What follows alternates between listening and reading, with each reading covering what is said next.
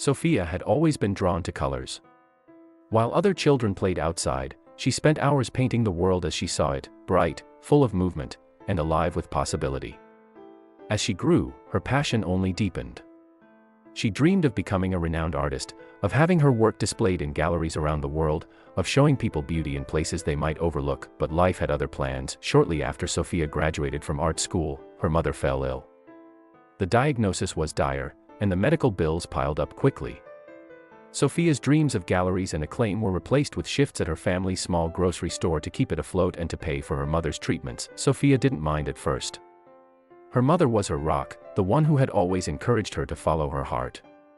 "You can always paint later," her mother would say with a smile, even as her strength waned. But after her mother passed, later became an empty promise.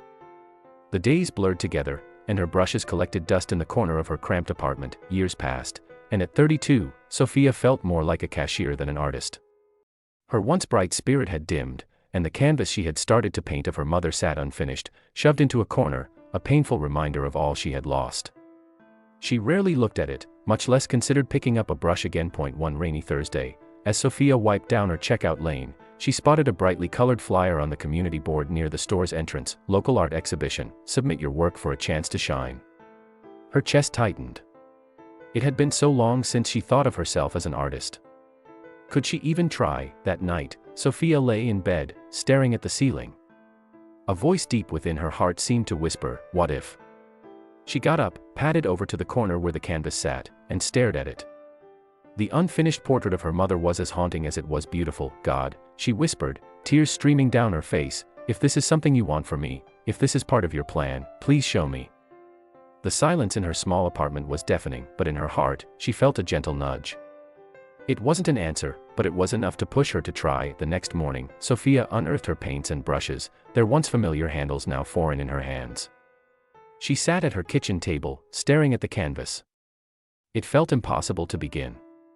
But with a deep breath, she dipped her brush into a deep shade of blue and made the first stroke. Hours turned into days as she poured her soul into the painting. Each stroke felt like a conversation with her mother, a way of releasing the pain she had held onto for so long. The colors she chose were bold, vibrant, completely unlike the grief she had felt for years. The painting became not just a portrait of her mother but a reflection of their bond and the lessons her mother had taught her: to persevere, to find beauty in the mundane, and to trust God even when life didn't make sense. With the deadline for the art exhibition fast approaching, Sophia still wasn't sure if she would submit the piece. "Who would care about a portrait of my mom?" she muttered to herself one afternoon as she worked her shift. That's when he appeared. The man seemed out of place, a tall, distinguished figure in a tailored suit with salt and pepper hair and a warm smile. He was buying only a single item, a small notepad. As Sophia scanned it, he noticed the doodles she had made on a scrap paper by her register. "These are quite good," he remarked, tilting his head to study them. Sophia flushed. "Oh, they're just doodles. Nothing serious." The man smiled knowingly. "Sometimes, it's the little things that reveal the most. Have you ever considered doing more with your art?" "I used to," she admitted hesitantly. "But life got in the way." He nodded as if he understood more than she was saying. "Sometimes life delays the dream to prepare us for it. Don't let fear stop you." Before she could respond, he gave her a gentle nod and walked away. His words echoed in her mind all evening. The next day, with trembling hands, Sophia submitted her painting. She titled it Unfinished, but Not Forgotten.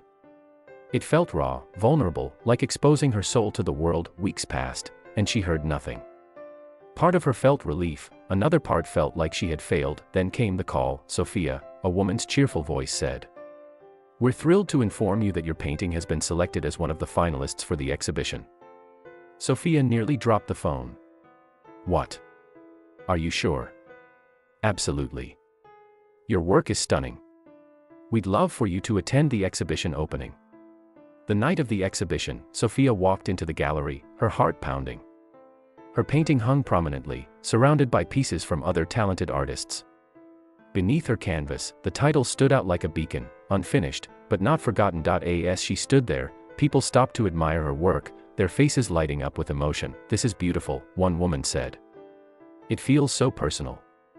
"It is," Sophia replied, her voice trembling. Toward the end of the evening, a representative from a prestigious gallery approached her. "Sophia, your work moved me deeply. We'd love to feature you in a solo exhibit in the city." Tears filled her eyes. She felt her mother's presence in that moment, as if whispering, "See. I knew you could do it."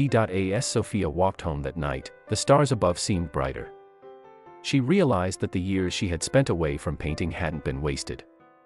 They had shaped her, deepened her perspective, and prepared her for this moment. God hadn't abandoned her dream, He had simply rewritten it in a way she never could have imagined. Sometimes, our dreams feel unfinished, like an incomplete canvas. But God's timing is perfect. He uses every season, every struggle, to prepare us for something greater. Trust the process. Even when you can't see the full picture, your story isn't over. It's okay to start again, even if it's from a place of brokenness.